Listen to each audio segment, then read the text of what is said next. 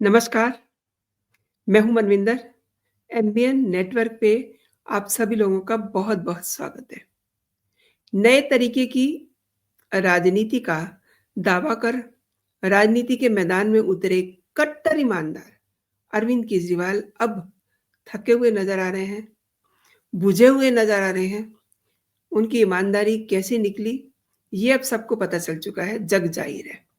शराब घोटाला, DTC bus घोटाला और इस तरीके के अनगिनत घोटालों का आरोप झेल रहे अरविंद केजरीवाल भले ही कितनी भी मजबूती से अपना बचाव करने का प्रयास करें, लेकिन यू नो शीश महल ने उनकी छवि पे बहुत बड़ा डेंट लगाया है, सवालिया निशान तो लगा ही दिया है। जेल से बाहर निकल के मुख्यमंत्री पद से इस्तीफा देने के बाद अरविंद केजरीवाल भले ही लाख तर्क दें, लेकिन भारतीय राजनीति की इस खासियत और इतिहास को वो बहुत अच्छे से समझते हैं और जानते भी हैं। केजरीवाल को ये एहसास है कि आज की तारीख में वो मुख्यमंत्री नहीं है। वर्तमान में मुख्यमंत्री आतिशी भले ही सार्वजनिक रूप से ये कहती रहे कि केजरीवाल को फिर से मुख्यमंत्री बनाने के लिए वो विधानसभा चुनाव जीतना चाहती हैं, लेकिन आम आदमी पार्टी के सुप्रीमो को इस बात का एहसास है कि अगर उनकी पार्टी जीत भी गई, अगर अंडरलाइन कीजिए दोस्तों, अगर उनकी पार्टी जीत भी गई, तो भी एक महिला को हटा करके मुख्यमंत्री बनना उनके लिए आसान नहीं होगा। और इस बात की खींच अब केजरीवाल भगवंत मान से निकाल रहे हैं। कहिए कि निकाल दी है खींच। इस बात का सबूत भी है जो हम आगे देखेंगे। आगे बढ़ने से पहले दोस्तों, आपसे मेरा वही आग्रह, वही विनम्र निवेदन, चैनल को सब्सक्राइब कर लीजिए। कंटेंट अगर पसंद आ रहे हैं तो लाइक ज़रूर कीजिए और कमेंट तो अवश्य कीजिए। आपके कमेंट मेरे लिए बहुत अहमियत रखते हैं। सभी राष्ट्रवादी, नेशनलिस्ट चैनल के प्रति अपना स्नेह, सपोर्ट बनाए रखिए। तो जिसका डर था, वही बात हो गई।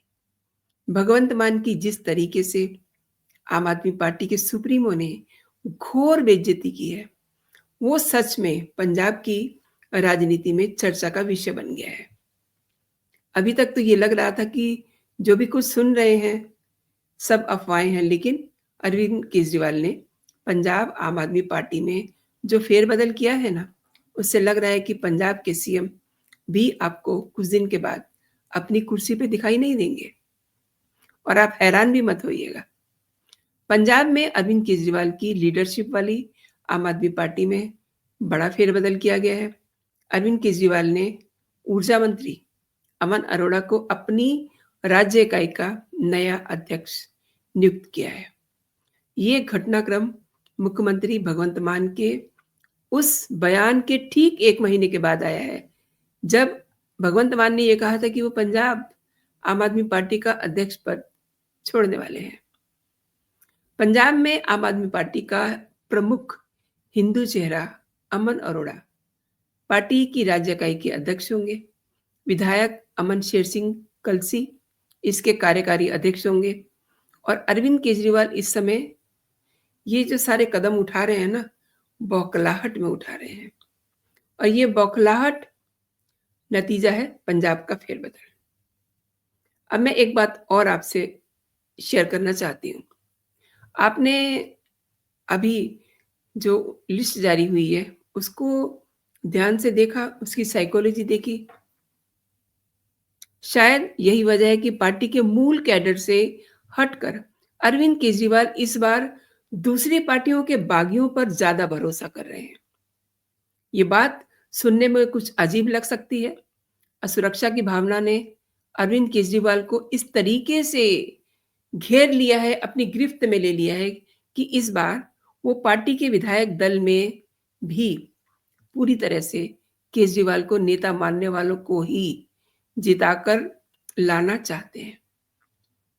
और यहाँ पर ये चीज़ बहुत गौर करने लायक है दोस्तों, कि पार्टी के सुप्रीमो होने और पार्टी पर मजबूत पकड़ होने के बावजूद केजरीवाल जेल में रहने के दौरान तमाम नियमों को एक तरफ रख करके अपनी पत्नी सुनीता केजरीवाल से आदेश तो भिजवाते ही रहे। बहुत कुछ आपने देखा, उनकी पत्नी किस तरीके से आदेश ऑन कैमरा लोगों से शेयर करती थी, जो उनको अरविंद केजरीवाल भेजते थे। लेकिन देखिए, बगावत का डर इस कदर था कि वो अपनी पत्नी को दिल्ली का मुख्यमंत्री बनाने की हिम्मत नहीं कर पाए। दिल्ली विधानसभा चुनाव को लेकर के आम आदमी पार्टी ने 11 उम्मीदवारों की लिस्ट में ये पूरा जो फ़ील है ना, उनका साफ नज़र आ रहा है। केजरीवाल ने किराड़ी विधानसभा सीट से अपने मौजूदा विधायक ऋतुराज का टिकट काटकर भाजपा से आए इलाके के पूर्व विधायक अनिल झा को उम्मीदवार बनाया है। और मैं एक बात आपको याद दिला दूं कि ऋतुराज वही है जिनको उन्हीं के इलाके की एक महिला ने चप्पलों से पीटा था।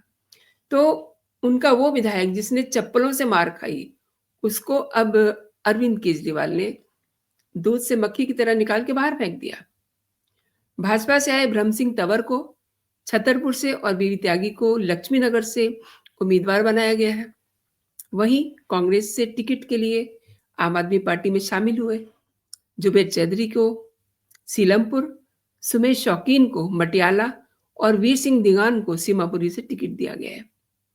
अच्छा, कांग्रेस से विधायक रह चुके वीर सिंह दिगान को टिकट देते समय अरविंद केजरीवाल ये भूल गए कि आंदोलन के शुरुआती दौर में उनकी एक साथी हुआ करती थी, जो 2005 के उनके संघर्ष में साथ रही, संतोष कोहली। संतोष कोहली ने ये वीर सिंह दिगान के खिलाफ लंबा संघर्ष किया था, उनकी जान भी चली गई थी। और आज की तारीख में अरविंद केजरीवाल ने उन्हीं को टिकट थमा दिया। अब आप ये देखिए कि संतोष कोहली की फैमिली क्या सोचती होगी। खैर, अब ये अरविंद केजरीवाल का अपना डिसीजन है और उनकी ये बौखलाहट है। यानी कि आम आदमी पार्टी ने अपने 11 उम्मीदवारों की पहली लिस्ट में भाजपा और कांग्रेस से आने वाले 6 नेताओं के टिकट थमा करके ये बता दिया कि इस बार अरविंद केजरीवाल को आप कैडर के भाजपा की और कांग्रेस की जो बागी टीम उनके साथ जुड़ी है, उस पर ज्यादा भरोसा है। आम आदमी पार्टी को अभी 59 उम्मीदवारों के नामों का ऐलान करना बाकी है, लेकिन ये मान के चलिए कि आने वाली लिस्टों में भी यही ट्रेंड आपको दिखाई देगा।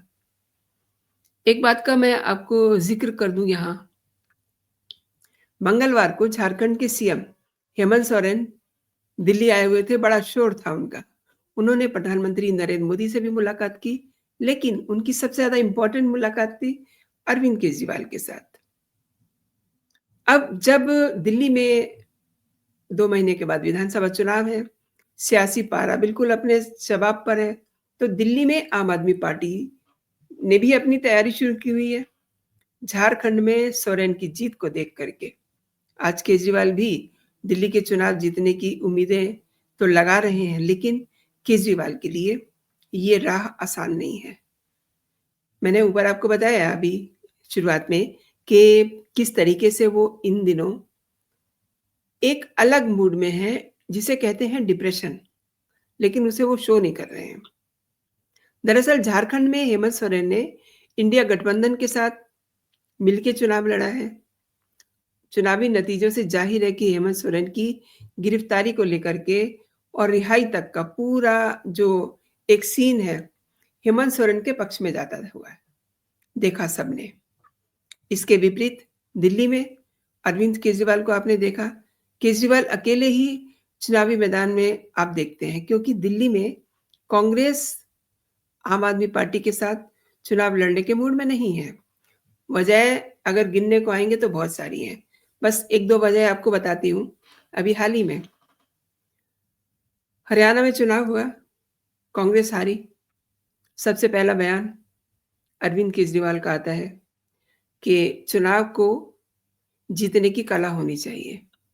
चुनाव कैसे जीता जाता है, ये कांग्रेस को नहीं पता है। इस तरीके की टिप्पणियां कहीं ना कहीं हारी हुई कांग्रेस को चुभी होंगी ना। इसके अलावा भी बहुत सारी ऐसे किस्से कहानियां हैं जो ये बताते हैं कि कांग्रेस और आम आदमी पार्टी इनके बीच में खाई बढ़ती ही जा रही है और ये खाई उसी दिन बढ़ गई थी, जिस दिन इंडी अलायंस का जन्म हुआ था। आपको याद होगा, पटना में जिस समय पहली मीटिंग हुई थी और वहाँ से भगवंत मान और केजरीवाल मनमनाते हुए दिल्ली वापस आ गए थे और दिल्ली आने के साथ ही उन्होंने एक लंबा-चौड़ा पत्र लिखा, मीडिया में उसको जारी किया, जिसमें साफ नाराज़गी ज़ाहिर हो रही थी। उसके बाद राहुल गांधी ने भी कुछ ऐसे कमेंट किए कि जब तक चुनाव होगा, तब तक तो अरविंद केजरीवाल जेल में होंगे। ये बात अरविंद केजरीवाल ने सुन ली थी और देखिए हुआ भी वही। जिस समय चुनाव की घोषणा हुई तो उस समय अरविंद केजरीवाल जेल में थे। खैर तमाम सारी बातें हैं जो कांग्रेस और आम आदमी पार्टी के बीच फ्रिक्शन को बढ़ाती हुई दिखाई देती हैं। दरअसल जो कांग्रेस कुछ महीने पहले तक अरविंद केजरीवाल के बचाव में बीजेपी से लड़ रही थी, आज वही कांग्रेस शराब घोटाला और कई सारी खामियों को लेकर के केजरीवाल के खिलाफ मोर्चा खोल के बैठी हुई है। दिल्ली कांग्रेस अध्यक्ष देवेंद्र यादव और कांग्रेस के वरिष्ठ नेता संदीप दीक्षित केजरीवाल पे तीखे तीर छोड़ रहे हैं। ऐसे में केजरीवाल के लिए अकेले अपने दम पर बीजेपी से निपटना बहुत ही मुश्किल होगा। अभी तो बीजेपी ने अपना सीएम का फेस रिवील नहीं किया है। जिस दिन वो चेहरा दिल्ली की जनता के सामने आएगा, अरविंद केजरीवाल अपनी लाइन में अकेले खड़े होंगे। दूसरी बात, अरविंद केजरीवाल यानी कि आम आदमी पार्टी में बहुत सारे बवाल हैं, बहुत सारे घमासान चल रहे हैं। कुल मिलाकर के अरविंद केजरीवाल आगामी चुनाव को लेकर के द्वंद में हैं। कभी पंजाब में हस्तक्षेप करते दिखते हैं, वहाँ अपने लोगों को प्लांट कर रहे हैं। कर दिया मतलब विभव कुमार और विजय नायर को पता नहीं क्या सोच के वहाँ भेजा है। अच्छा, सुप्रीम कोर्ट की शर्तों के कारण केजरीवाल समझ नहीं पा रहे हैं कि वो करे तो करे क्या? क्योंकि सीएम बनना एक तरह से बहुत मुश्किल काम है, क्योंकि सुप्रीम कोर्ट ने तो कह दिया है कि आप सीएम नहीं बन सकते। मतलब सुप्रीम कोर्ट ने ये नहीं कहा कि आप सीएम नहीं बन सकते, लेकिन जो शर्तें अरविंद केजरीवाल की ज़मानत के साथ लगाई हैं, उसमें ये संकेत मिलते हैं कि आने वाले दिनों में नहीं, आने वाले कई सालों में अरविंद केजरीवाल सीएम नहीं बनेंगे। अच्छा, ये सोच करके, ये समझ करके उन्होंने पंजाब में अपना इंटरवीन करना शुरू किया। पंजाब को दिल्ली से चलाने का उन्होंने एक कार्यक्रम बना लिया। वहाँ के अधिकारी, बड़े-बड़े अधिकारी हर दिन फाइलें लेकर दिल्ली आने लगे। इसका भी विरोध पंजाब में शुरू हो गया। इन्हीं हरकतों से केजरीवाल ने भगवंत मान को नाराज़ किया है। यानी कि पंजाब में तो खामखा का एक पंगा ले लिया है केजरीवाल ने भगवंत मान को परेशान करने का, क्योंकि वहाँ अपने 2 खास लोगों को बिठा दिया है, विभव कुमार और विजय नायर। अच्छा, ये दोनों ही अ, तिहाड़ जेल से दिन बिता कर के आए हुए हैं। तिहाड़ जेल में तो खैर अरविंद केजरीवाल भी गए थे।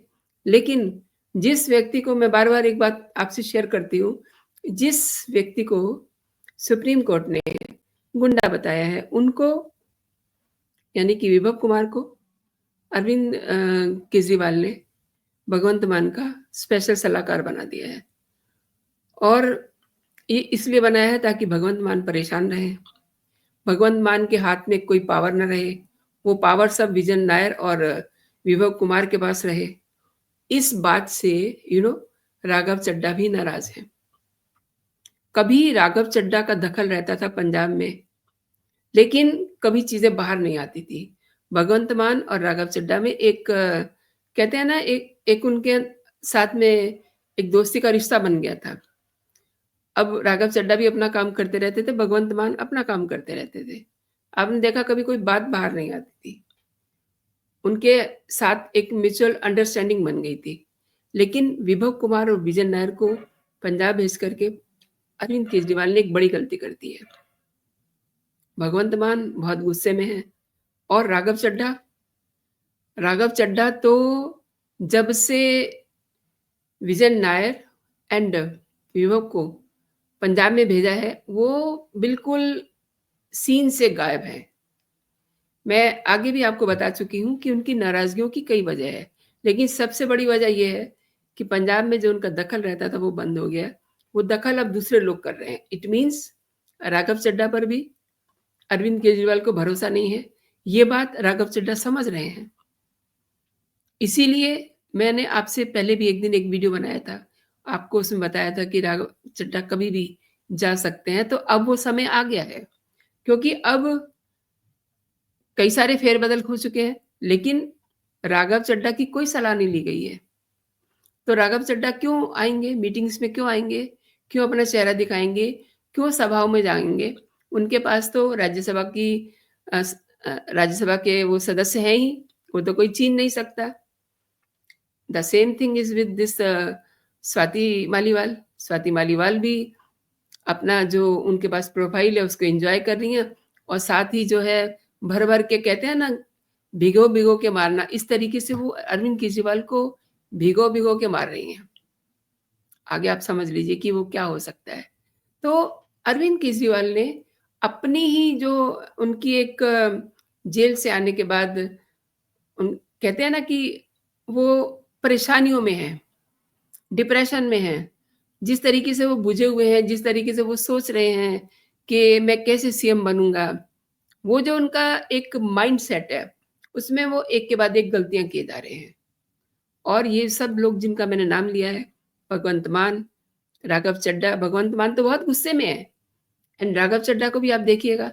किसी दिन मैं आपको बताऊँगी अचानक से कि ये दोनों लोग अरविंद केजरीवाल को छोड़ के चले गए हैं। वैसे छोड़ के जाने में वाली कोई बात है नहीं, ये समझिए कि उन्होंने छोड़ा ही हुआ है, लेकिन ऑफ़िशियल होना ज़रूरी है।